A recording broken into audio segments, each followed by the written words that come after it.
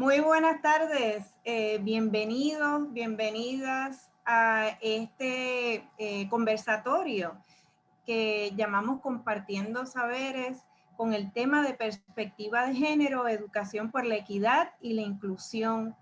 Tenemos en la tarde de hoy un tremendo, excelente conversatorio y nos alegra que puedan conectarse y ver posteriormente esta grabación sobre este tema. Soy la doctora Mariluz Franco Ortiz y esta noche, como miembro de la Fundación de Mujeres en Puerto Rico, voy a fungir como la moderadora de este nuestro segundo Facebook, el cual forma parte de nuestro pilar estratégico Compartiendo Saberes, y el tema específicamente que vamos a estar trabajando hoy y conversando es perspectiva de género, educación por la equidad y la inclusión.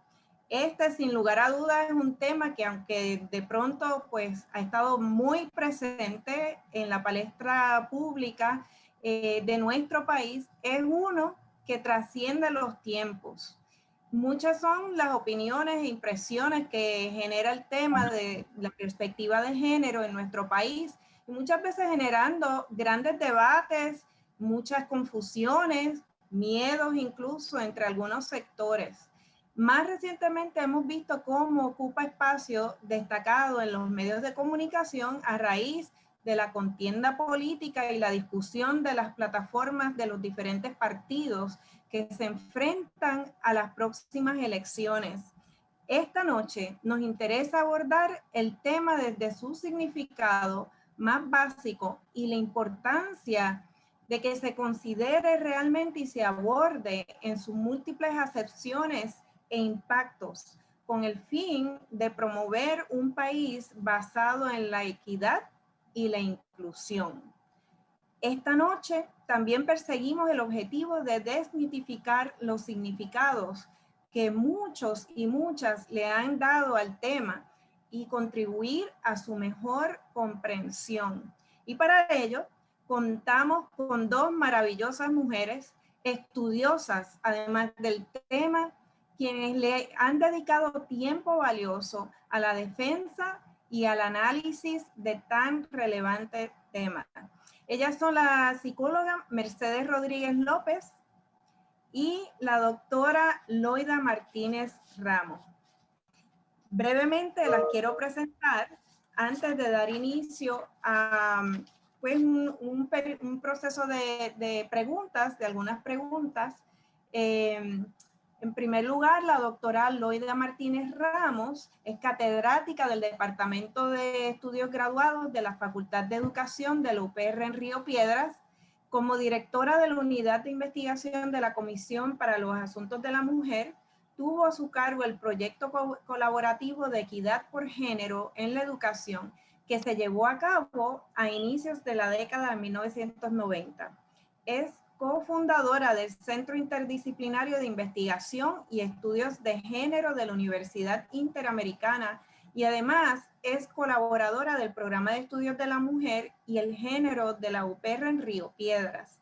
Fue directora del Departamento de Estudios Graduados de la Facultad de Educación de Río Piedras y decana asociada de Asuntos Académicos de la misma facultad. Ofrece cursos sobre género y educación en la UPR en Río Piedras y ha colaborado con el Departamento de Educación en la formulación e implantación de políticas sobre equidad y perspectiva de género. Bienvenida. Gracias, Marilu. Además, quiero presentarles a la colega y compañera, la psicóloga Mercedes Rodríguez López, quien tiene una maestría en psicología de la Universidad de Puerto Rico y más de 40 años de experiencia en prácticas para la atención y prevención de violencia contra las mujeres y maltrato en las relaciones de familia y en la convivencia social. A fines de la década de los 70 fue directora ejecutiva del Centro de Ayuda de Víctimas de Violación y de la Comisión para Asuntos de la Mujer. Es miembro fundadora de la Casa Protegida Julia de Burgos y ha sido voluntaria, consultora y colaboradora en proyectos donde se promueven los derechos humanos, la equidad y la paz. tuvo una sección de comentarios sociales en los noticiarios de los canales 11 y 6, como bien recordamos, y actualmente tiene un programa de radio al cual le invitamos a escuchar que se llama Aquí Contigo. Es los domingos a las 9 de la mañana por Noti1 630. Gracias a ambas, es realmente un privilegio tenerlas acá en la noche, en la tarde de hoy. Saludos, un gusto para mí también. Bien, pues entonces vamos a dar inicio a esta conversa. Tengo varias preguntas, muchísimas realmente, pero voy a empezar por la más básica. ¿Cómo ustedes definen la perspectiva de género? Arranca, Mercedes, arranco yo. ¿De qué se trata la perspectiva de género? Lo que nos convida en la noche de hoy. Bien, pues básicamente la perspectiva de género es una herramienta para mirar la realidad, ¿verdad?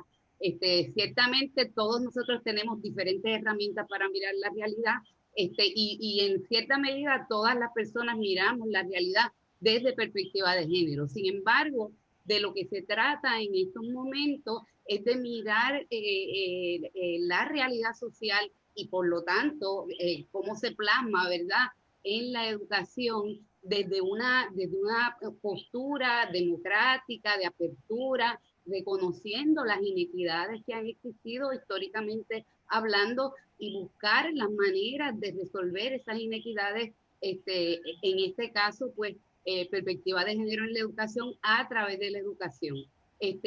Básicamente es una mirada hacia la apertura, hacia la democracia, hacia la inclusión, hacia la pluralidad, donde no solamente estamos trabajando el tema de las mujeres, sino también de otros grupos que también han sido discriminados, incluyendo las masculinidades no hegemónicas, y también las comunidades LGBTQ+.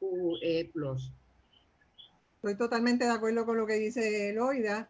Añadiría que hay un acercamiento, ¿verdad? Un acercamiento a las realidades y una mirada enfocada en las relaciones de poder, porque ese es un elemento importantísimo cuando hablamos de perspectiva de género, las relaciones de poder entre los hombres y las mujeres, entre las mujeres y las mujeres y los hombres, ¿verdad? Y también es una mirada que nos permite ver, como quien dice, la trastienda de las relaciones. Muchas veces pues, nos parece que la vida es la misma para todo el mundo.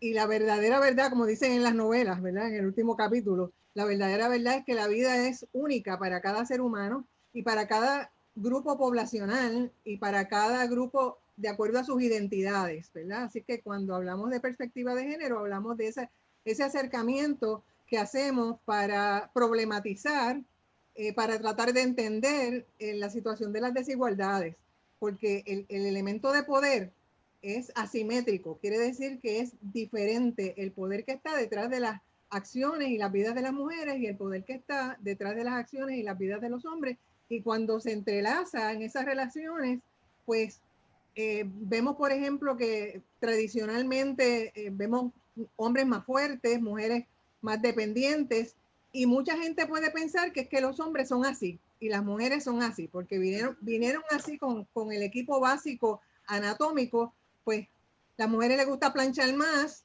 y a los hombres no les gusta planchar. Ah, es que las mujeres son así, que les gusta planchar. Y la realidad es que la plancha no viene colgando de ninguna mujer, ni los oficios tradicionales de las mujeres vienen adheridos al sexo de las mujeres. Son conductas socialmente aprendidas a través del proceso de socialización reforzado por la educación.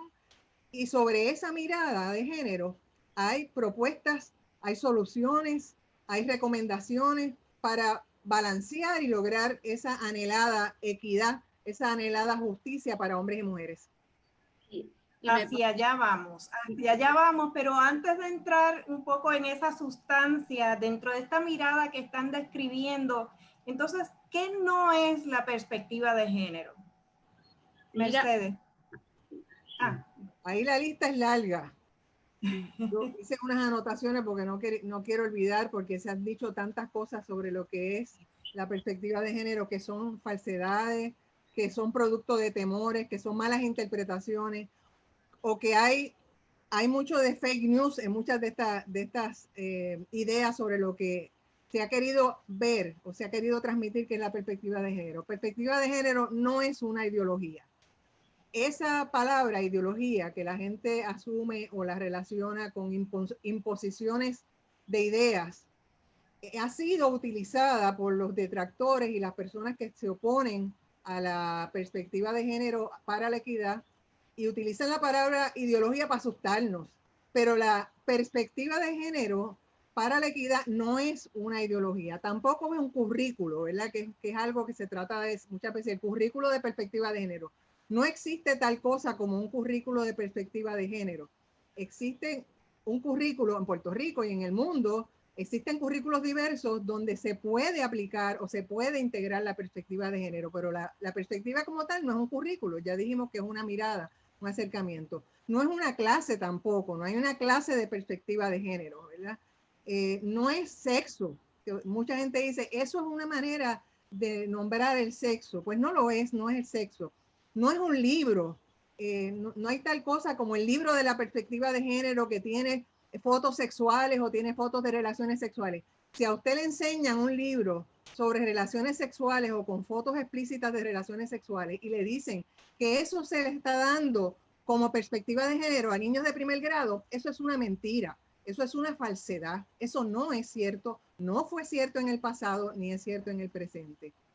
No es un manual de sexo, ¿verdad? No es una estrategia tampoco para enseñarle a los niños y a las niñas a ser homosexuales, no es una estrategia para cambiarle el sexo a los niños. Eso es absoluta y totalmente falso. Es incluso difamatorio de decir que nosotras que estamos promoviendo los cambios o la promoción de una perspectiva de género camino a la equidad, que lo que queremos es cambiarle el sexo a los niños, depravar a los niños, dañar a la niñez. Eso es absolutamente falso.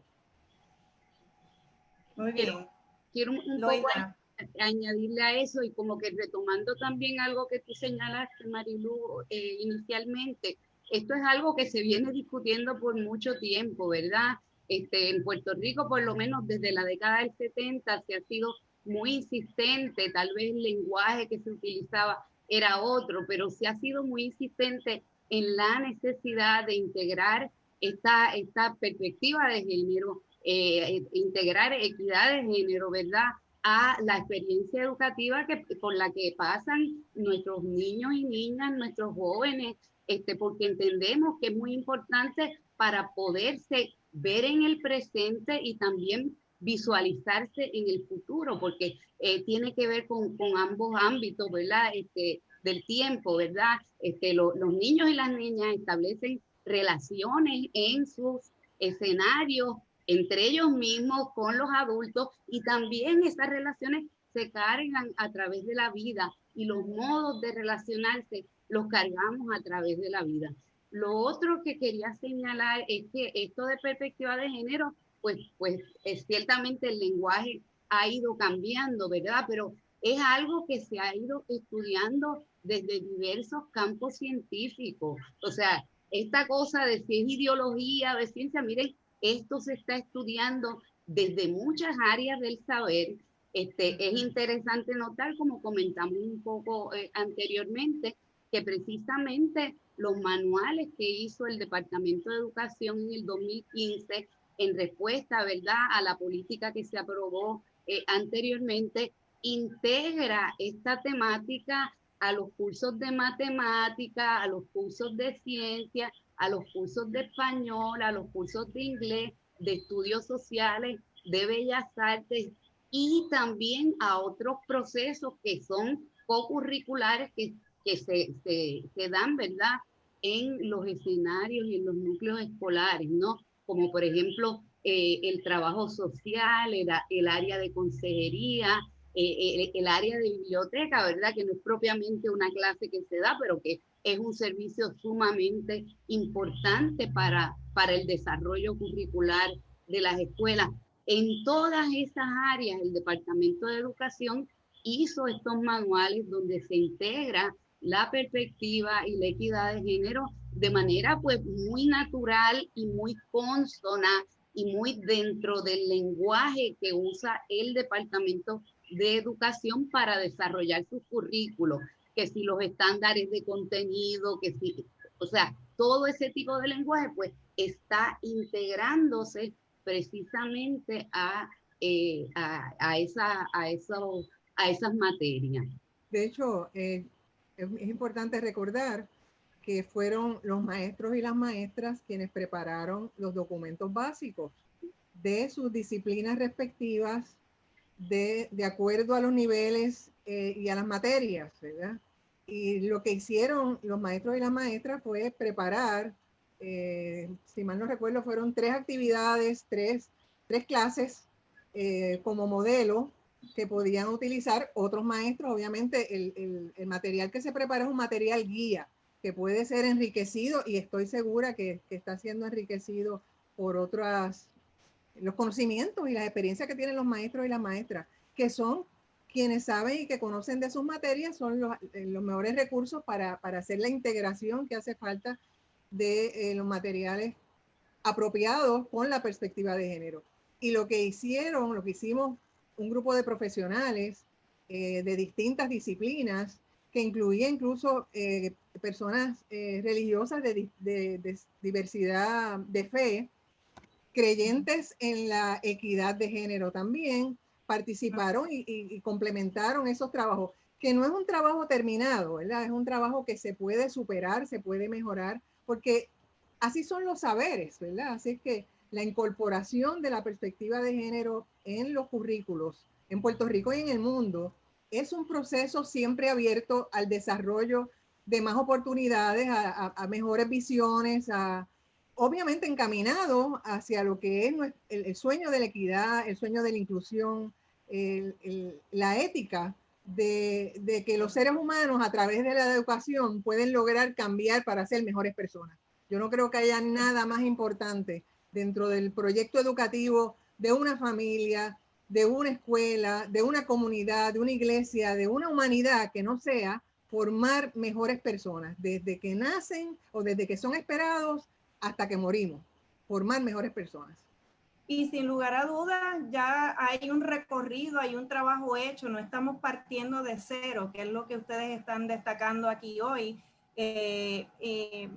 Comenzando pues dando algunos ejemplos en términos de trabajos que se han hecho de forma incluso interdisciplinaria desde las diferentes profesiones, pero sobre todo tomando en cuenta ese saber, esos saberes por parte de maestros y maestras. Entonces quisiera que indagara un poco más sobre ejemplos notables y exitosos desde esa óptica de la educación y además fuera del ámbito de educación, porque puede haber diferentes proyectos exitosos. Me gustaría que abundara un poco más sobre esos modelos que ya se han trabajado anteriormente.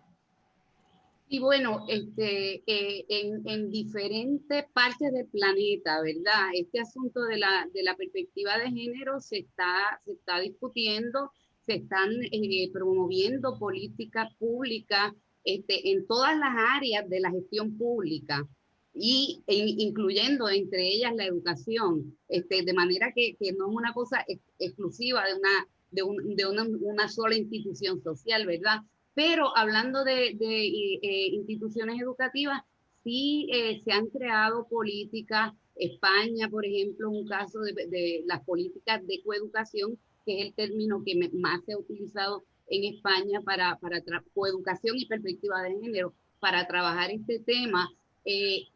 Incluso universidades han elaborado unas políticas para que corran a lo largo y lo ancho de la experiencia universitaria, tanto de docentes, de empleados y particularmente de estudiantes, que ciertamente es la razón de ser del sistema educativo, pero donde la perspectiva de género está no solamente en el área curricular, en las gestiones administrativas, en las gestiones de atención al estudiante, en los servicios a la comunidad, de manera que se trata de un esfuerzo bastante amplio. En una conversación que tuvimos reciente, trae el ejemplo precisamente de una universidad católica en Nicaragua que fue quien aprobó esa política para que corriera a lo largo y lo ancho de la gestión universitaria. Pero también yo creo que hay otros modelos que son tangenciales, por así decir, a el esfuerzo, ¿verdad?, de equidad que hemos ido promoviendo por los últimos 40 años, 45 años aproximadamente, ¿verdad? Ciertamente aquellos modelos educativos que de alguna manera promuevan la libertad de la niñez, que promuevan el pensamiento crítico, que promuevan las relaciones democráticas al interior de los salones de clase, que promuevan la cooperación, son modelos que son también muy cónsonos con esto de perspectiva de género y equidad de género. Y me atrevería a decir que ciertamente en el modelo Montessori hay elementos que propenden también a estas visiones más democráticas, más inclusivas, más incluso de respeto a la niñez, porque una cosa que aquí hay que recalcar mucho, ¿verdad? Es que no necesariamente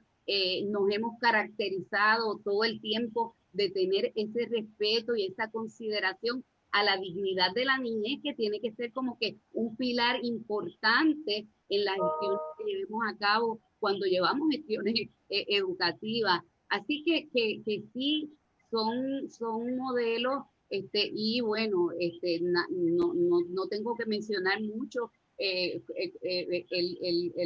lo que ha resultado, ¿verdad?, en estudiantes que se han educado, digamos, en modelos Montessori, o para mencionar otro, Reggio Emilia, ¿verdad?, que es un modelo de Italia, donde esa vivencia que se tiene a nivel escolar se va cargando a través de toda la vida, y vemos una gente con un pensamiento crítico, con unas relaciones equitativas interpersonales, y con un sentido de democracia e inclusividad que nos parece que es admirable, y es a lo que definitivamente necesitamos aspirar, ese sueño, ¿verdad? Ese sueño del que hablaba Mercedes antes.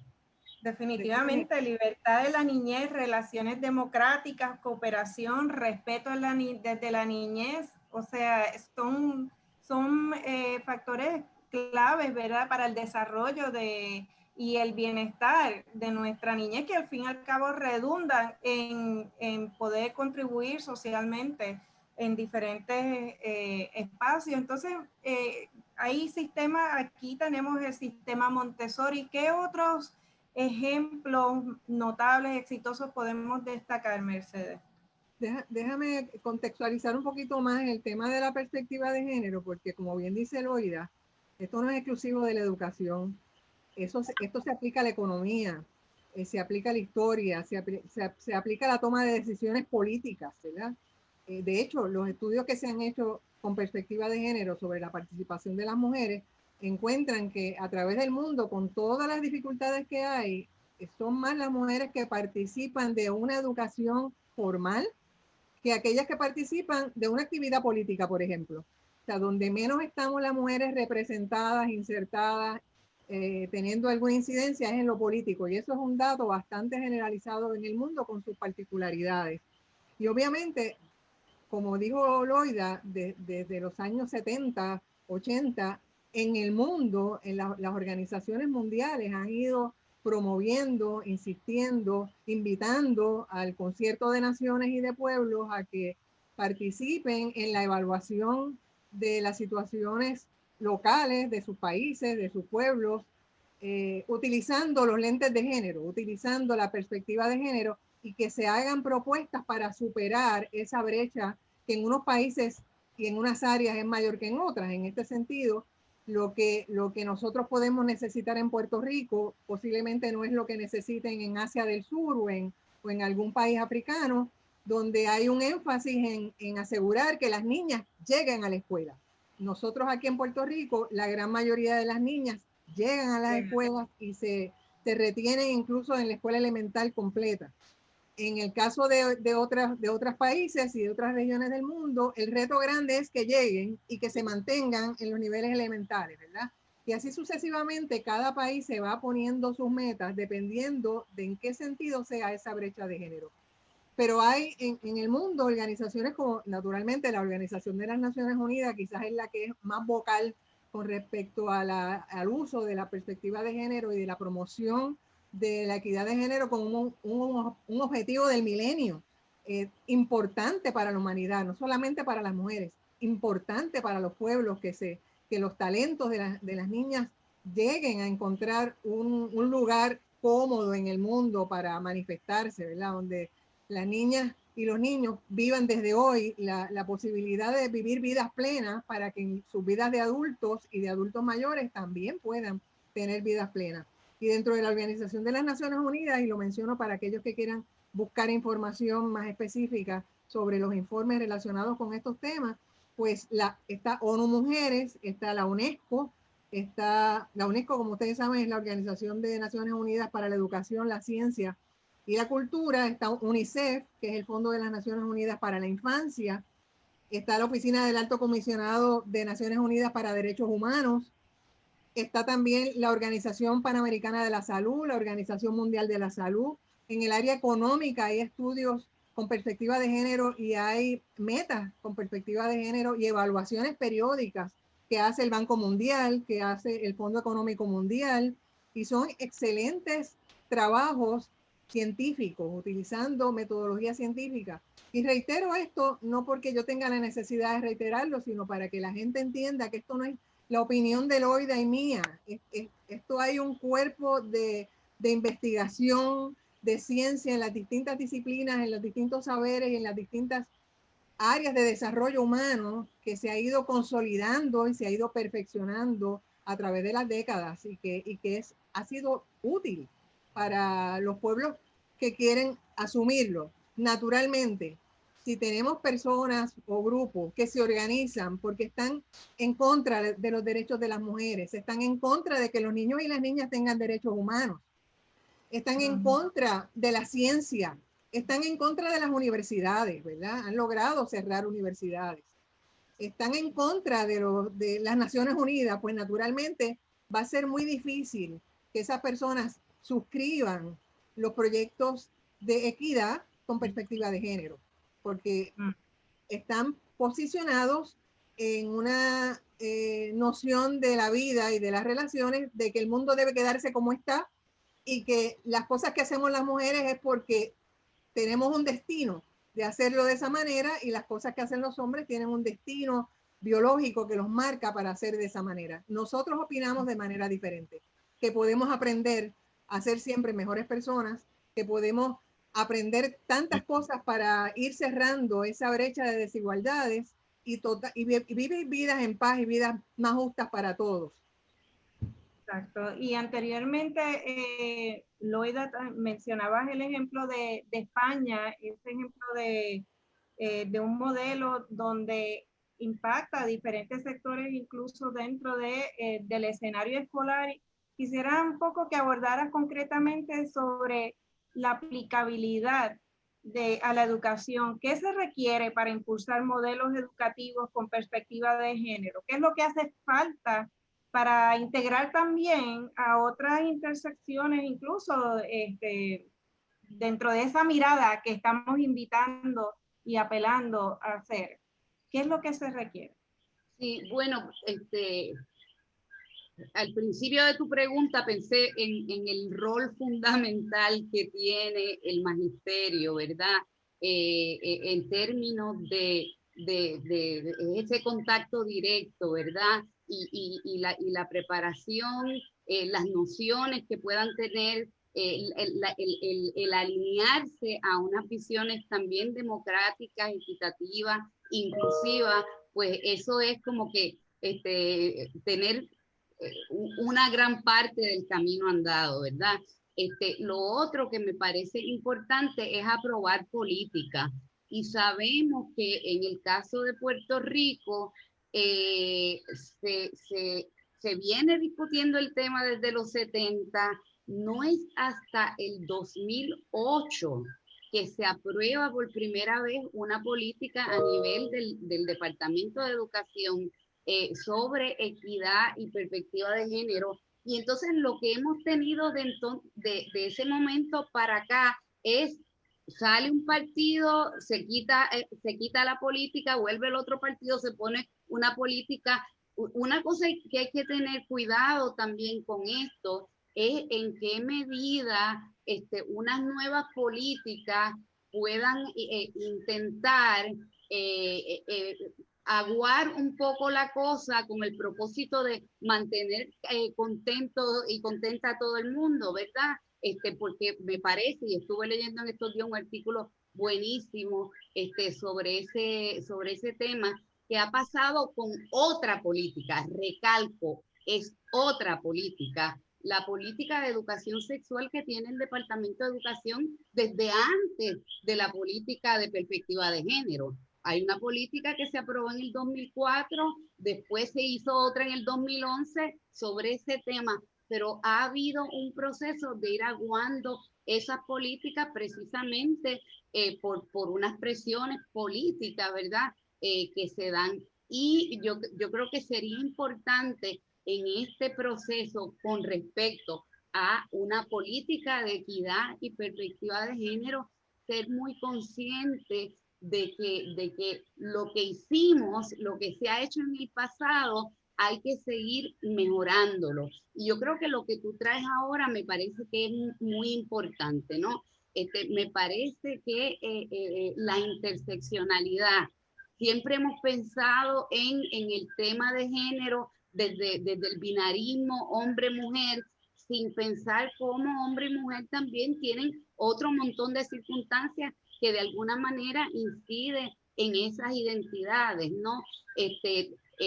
No hemos incluido a las comunidades LGBT cuando ciertamente hay muchos elementos de exclusión en los currículos escolares, ese de matemática, ese de español, ese de inglés, pero también en las prácticas educativas y en los climas de las escuelas, ¿verdad? Ese ambiente escolar que muchas veces está cargado precisamente por esas visiones prejuiciadas, estereotipadas, que inciden en la opresión y subyugación de unos grupos sobre otros. Entonces, en ese sentido, me parece que racial y étnico. Claro, también. Y nada, eso no quiere decir que no se haya incluido, ¿verdad? Una mirada a esos manuales del Departamento de Educación del 2015 ciertamente presentan algunas diversidades, no todas las diversidades. Me puse a mirar hoy dándole un repaso, ¿verdad? Y miré con mucho agrado y cariño que ponen la imagen de Carmen Margarita Sánchez de León, nuestra querida compañera Margarita Sánchez, ¿verdad? Una mujer negra, feminista, lesbiana, pastora o fue pastora, pues la incluyen. Es pastora, ok. La incluyen como parte de las personas que ha hecho unas contribuciones enormes a la realidad social del país. Fue directora de Amnistía Internacional, y así pues, por mencionar uno, ¿verdad? Pero por ejemplo, como mencioné en una ocasión anterior, nunca conocimos, yo estoy segura que ustedes cuando fueron a la escuela ni se enteraron quién era Alan Turing. Y Alan Turing es por allá de principio de siglo, ¿verdad? Un genio en el área de matemáticas, computadoras, codificación de codificación, o sea, una persona que estuvo ahí en unos momentos iniciales muy importantes en el desarrollo de lo que tenemos hoy, un hombre homosexual que es muy oprimido por las comunidades científicas en las que se desarrolla en el momento, y tiene una vida relativamente corta precisamente por las situaciones de opresión con las que vive. Que muchas de estas situaciones también la viven los niños y las niñas en la escuela, ¿verdad? O sea, recuerdo yo con horror una noticia que salió en una ocasión de alguien que le puso un rótulo a un nene de segundo grado en la espalda, pato, ¿verdad? O sea, ¿a dónde llega la cabeza de la gente para agredir, ¿verdad? De una forma tan fuerte, ¿no? Pero otro tipo de agresiones de esa naturaleza, microagresiones y del el bullying, ¿verdad? Que está bastante rampante en la realidad cotidiana de los planteles escolares y que bueno, que se está transformando ahora de otra manera a partir de la realidad pandémica que nos ha tocado vivir. Exacto, y el bullying que tiene tantas dimensiones y que sin lugar a dudas, cuando hablamos de interseccionalidades, de lo que se trata es de violencia sexista, racista, desde la niñez, que ocurre desde la niñez. Desde el trabajo antirracista, por ejemplo, hablamos de que se abolió la esclavitud, sin embargo, no se ha abolido el racismo. Y ahí uno encuentra pues intersecciones y ejemplos específicos que empiezan por el ataque al cuerpo de personas evidentemente negras y, por ejemplo, niñas, en la experiencia, ¿verdad?, de tener afro en la escuela, donde constantemente son objeto de burlas, etcétera. Así que esas interseccionalidades definitivamente están ahí presentes y es una invitación a remirar ese trabajo que ya ha tenido su curso y que pues podemos seguir enriqueciendo. ¿Cuál sería el mejor mecanismo para avanzar en esta dirección, Mercedes, siguiendo esta línea de lo que estamos hablando? Sí, yo creo que nos falta un tramo grande que recorrer cuando escuchamos las expresiones de los políticos y de los candidatos y candidatas a hablar sobre estos temas. Encontramos grandes vacíos, poca preparación que refleja por un lado o poco interés en hacer expresiones que puedan comprometerle, ¿verdad? El tema de querer estar con todos es un reto. Y naturalmente que en la política todo el mundo necesita estar con todos, ¿verdad? Para poder ganar. Y como parte del juego político se entiende, pero la realidad es que en asuntos de derechos humanos no siempre la mayoría tiene la razón. Y hace falta una gran integridad y un gran liderato para poder articular propuestas de equidad con perspectivas de derechos humanos, donde todos los seres humanos puedan participar y no ser excluidos y no sentir el peso del prejuicio y de la exclusión, que no solamente quita oportunidades, quita vidas también. Y le quita vida a las mujeres en un lado y le quita vida a los hombres en otra, ¿verdad? Así es que este es un tema que toca, yo siempre lo amarro con la cuestión ética, ¿verdad? La necesidad de que los actos humanos tengan un valor supremo, siempre cercano al respeto a la vida, siempre fiel al respeto a la dignidad de todos los seres humanos, de toda la vida y de todo el entorno ecológico que nos rodea y nos ampara, ¿verdad? Así es que yo creo que una cosa que podemos hacer también es seguir en este esfuerzo educativo, sobre todo tratando de que las personas que genuinamente han sentido temores, porque se les ha dicho que esto es para hacerle daño a los niños, que esto es, de hecho hay un eslogan que usan, con mis hijos no te metas, ¿verdad? Como si realmente esto se tratara de una trampa para los niños, cuando es todo lo contrario, es la oportunidad de que los niños y las niñas verdaderamente puedan avanzar en su conciencia de bien y en su respeto a todas las vidas. Yo creo que la realidad que conocemos y que es muy triste es que los espacios más violentos del mundo no es la calle, sino que son los hogares. Los espacios más prejuiciados, donde los niños y las niñas más aprenden prejuicios, es en el hogar, ¿verdad? Así es que la escuela siempre es una puerta abierta para el desarrollo humano y para el desarrollo en derechos humanos, y esa ha sido la historia de la humanidad, ¿verdad? Podemos ir para adelante 2 años y para atrás 3, pero a la larga la educación para la equidad nos hace libres, ¿verdad? A todos y todas y todes. Y yo creo que una cosa que puede ayudar a desmitificar es que la gente sepa que la perspectiva de género se ha estado utilizando en el mundo y en Puerto Rico, aunque no esté aprobado por la Carta Circular en el Departamento de Educación. Utilizamos perspectiva de género para crear el Centro de Ayuda a Víctimas de Violación, cuando en Puerto Rico la gente decía, eso no es un problema. Se crea el centro mirando las necesidades de las víctimas, se allegan las víctimas.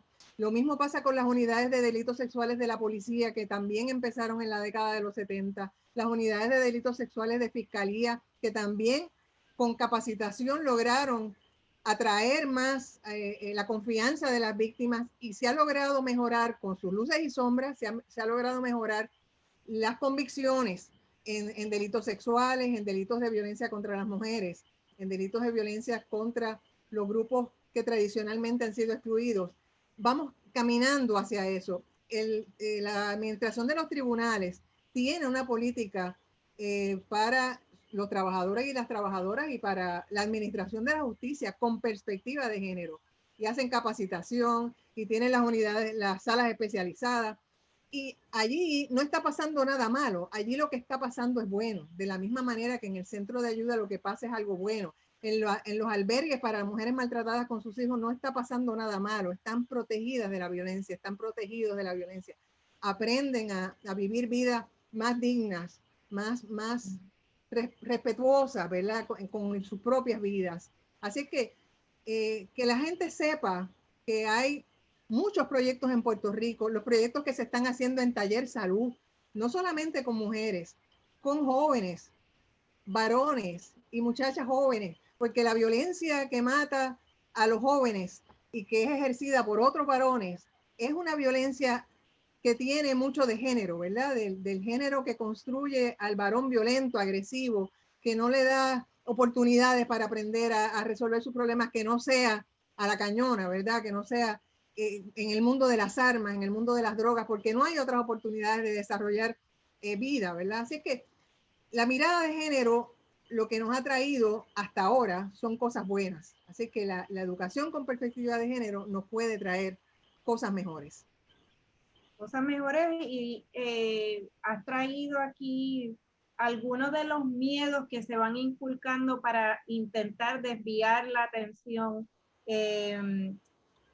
¿Cómo podríamos resumir en términos generales a qué obedece tanta confusión? Luego de esta definición que pareciera, ¿verdad?, estar clara, ¿quién va a estar en contra de los derechos humanos? ¿Quién va a estar en contra del respeto? ¿A qué se debe tanta confusión todavía? Bueno, yo pienso que no podemos dejar de lado que ha habido una campaña muy organizada, muy bien orquestada, y que tienen un escenario internacional, o sea que no es algo que solamente se da en Puerto Rico, sino que las políticas o la campaña antigénero o antipolíticas de género va cruzando prácticamente el planeta y ha tenido sus repercusiones particulares en América Latina, por lo menos de lo que he estado mirando. De manera que eso está ahí muy presente. Por otro lado, yo creo que también se ha tratado de movilizar unas preocupaciones naturales que tienen los padres y las madres con respecto a la educación de sus hijos. ¿Sabe?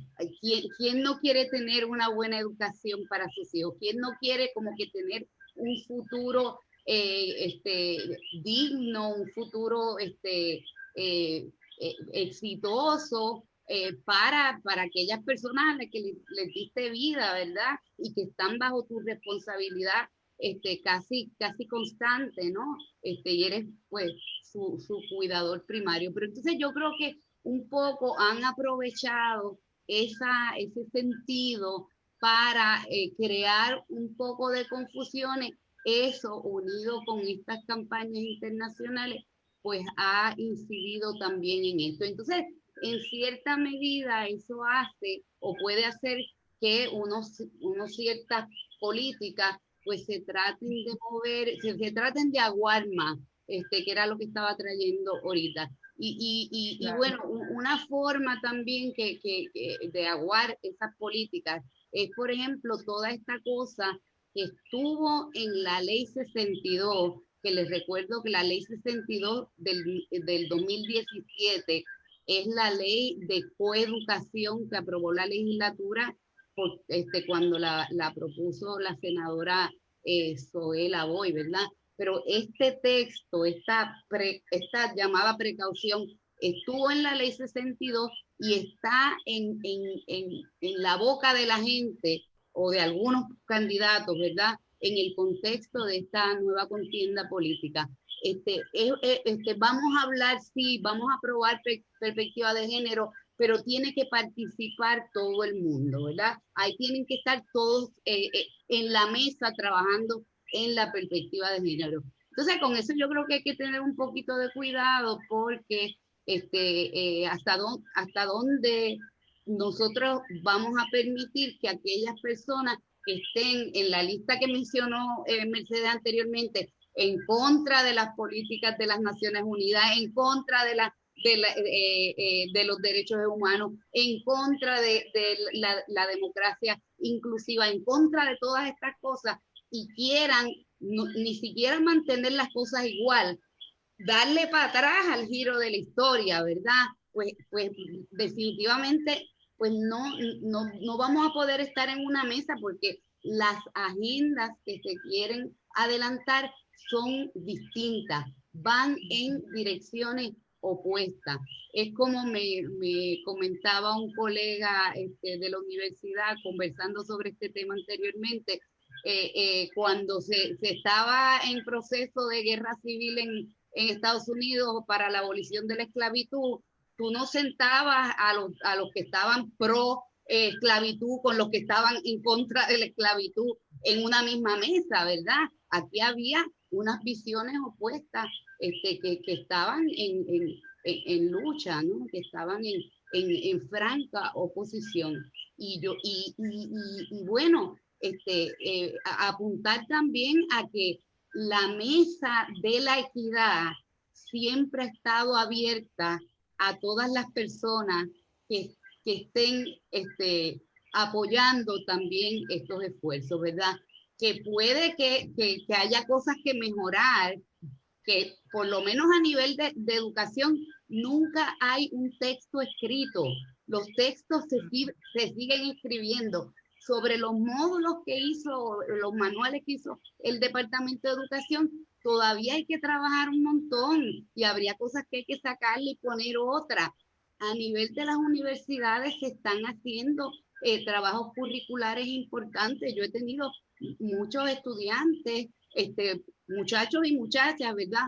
Uno que hizo un proyecto de maestría sobre cuestiones ambientales donde incluía la perspectiva de género, una estudiante que hizo unas unidades curriculares para lectoescritura con una serie de cuentos que tienen integrado toda una serie de temáticas sobre género, y es una guía curricular para que utilicen maestras y maestros en esos niveles, dependiendo de las competencias, de las habilidades que quieran desarrollar en el estudiantado, y seguimos desarrollando, porque después de todo, los currículos, pues en cierta medida, están atados a unas realidades, y son esas realidades las que hay que ir de alguna manera conglomerando, ¿verdad? Puliendo, trabajando para de alguna forma integrarlo a los currículos escolares. O sea, el currículo de ciencia que estudiamos nosotras decía que el planetita ese chiquito, ¿cómo es que se llama? Que ya no es planeta, ustedes se acuerdan. Plutón es que se llama. Júpiter. Ese es el grandote, ese es el grandote. Pero bueno, o sea, a nivel de la astronomía, eso ha cambiado, pues, de la misma manera como la realidad en todas las áreas de la gestión cultural, de la gestión humana, de la gestión científica, y la gestión científica es una gestión cultural también. Todo va cambiando y eso tiene que de alguna manera reflejarse en los currículos. Yo creo que el elemento también de abrir estos módulos que el Departamento de Educación subió a las redes para que maestros, maestras, padres, madres, gente de la comunidad escolar y gente que no era de la comunidad escolar los mirara y de tener en los planes un esfuerzo de comunicación con los papás y las mamás sobre estos temas y los abuelos y las abuelas que están criando sobre estos temas es importante porque como bien dice Eloida, el mundo va evolucionando, ¿verdad? Y es natural. Tú no vas a sentar a la familia a preparar un currículo de ciencia, porque para eso están los especialistas de ciencia.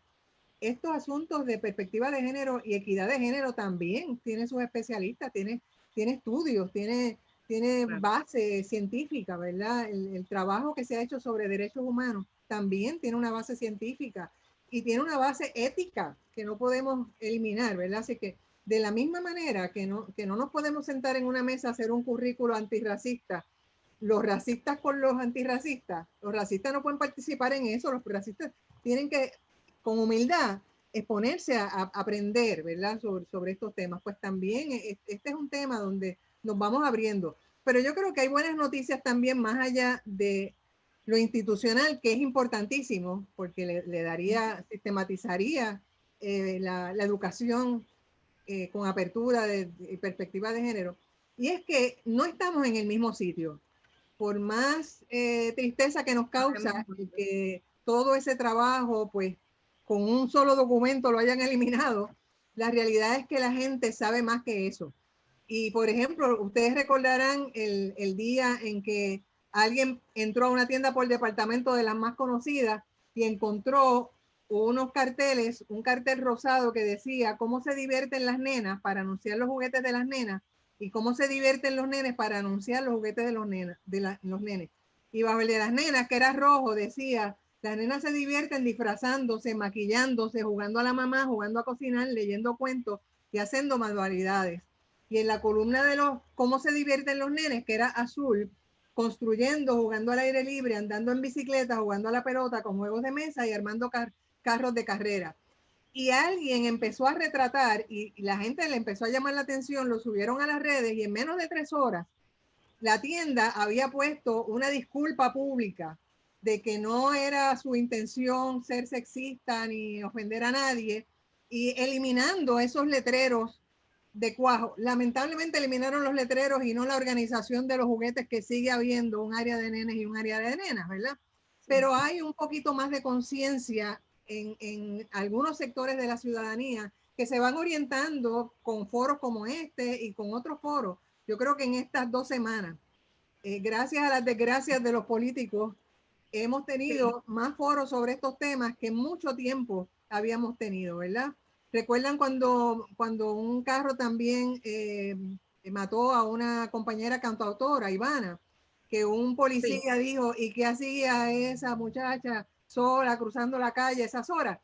Y se formó tremenda revolú de la gente diciendo, ese es el lugar de nosotras también, ¿verdad? ¿Por qué nos van a revictimizar a nosotras las mujeres cuando el que tiene la culpa fue el que la chocó, el que la mató y siguió caminando? Y sobre ese la policía no había ni siquiera, no se había interesado. Así que yo creo que vamos poco a poco, ¿verdad? Creando una cultura de mayor sensibilidad, por lo menos, frente a estos temas. Sí. Y nos damos cuenta de quienes también están en contra y nos damos cuenta qué es lo que hay detrás.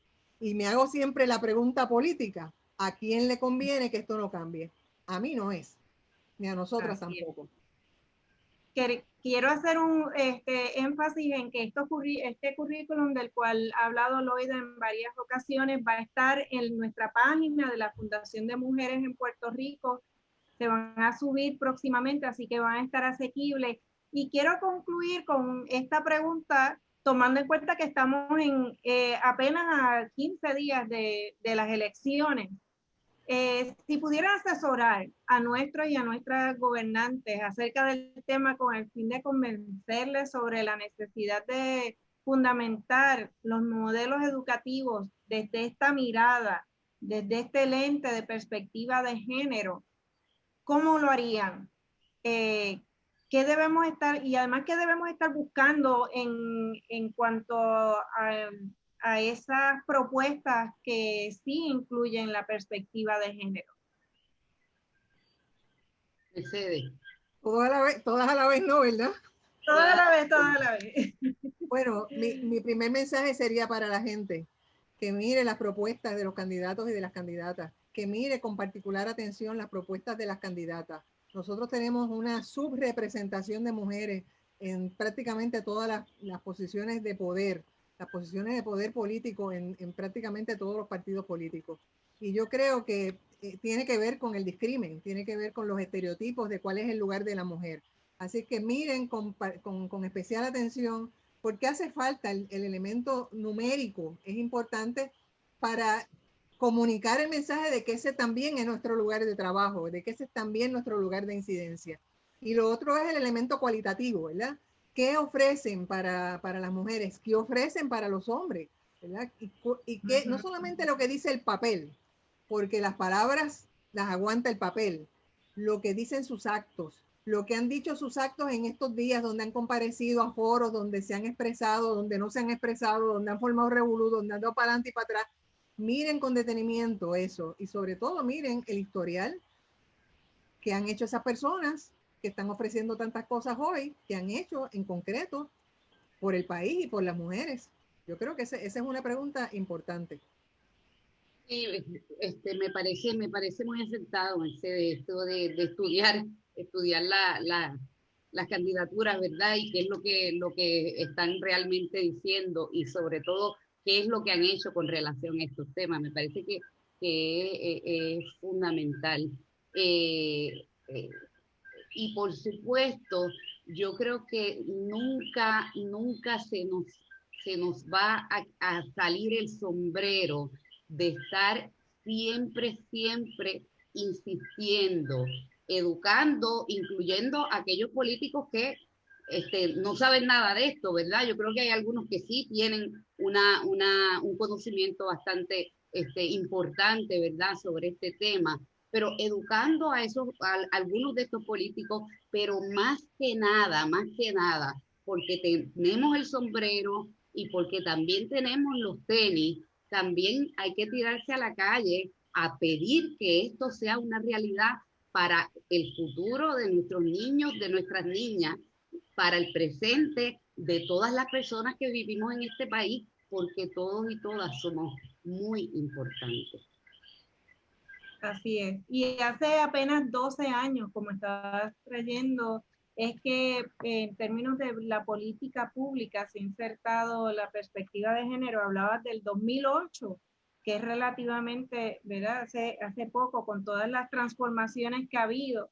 Y acá han destacado pues los diferentes niveles también, que es importante insertar esta conversación, esta mirada, no solamente a nivel individual, interpersonal, sino a nivel institucional, en todas las instituciones, ya sea en el hogar, en la familia, pero también pues a nivel de política pública y tomando en cuenta la responsabilidad social que tenemos como científicos y científicas, ya sea desde las áreas de ciencias sociales como otras áreas también desde esta perspectiva de género y equidad. Les invitamos y convidamos a continuar en este diálogo. Vamos a tener más conversaciones y les convidamos a pues ver esta grabación y luego pueden plantear las preguntas y a escribirnos también a la fundación. En términos de la página, nuestra página de la fundación es fundacionmujerespuertorico.org. Les exhortamos a apoyar a la Fundación de Mujeres en Puerto Rico vía donativos, y a seguir conectándose al próximo Facebook Live. Y por supuesto, quiero agradecer encarecidamente a las dos compañeras, colegas, a Loida, a Mercedes, por este excelente conversatorio. Nos parece que es parte esencial el poder definir estos términos, qué es, qué no es perspectiva de género, y abrir espacios de diálogo que tanto hacen falta, tanto a nivel en todas las instituciones como en nuestro día a día, cotidianamente. Queremos agradecer también a la audiencia que pueda conectarse y nuevamente pues hacer las preguntas y recordarles que vamos a tener ese material, ese currículum en la página de la Fundación disponible. Y pues muchas gracias por estar acá compartiendo con nosotras. Confiamos entonces en que podamos seguir retomando estos importantes temas que al fin y al cabo redundan para tener un mejor Puerto Rico y personas, una niñez saludable que redunda al fin y al cabo en un país más saludable y equitativo.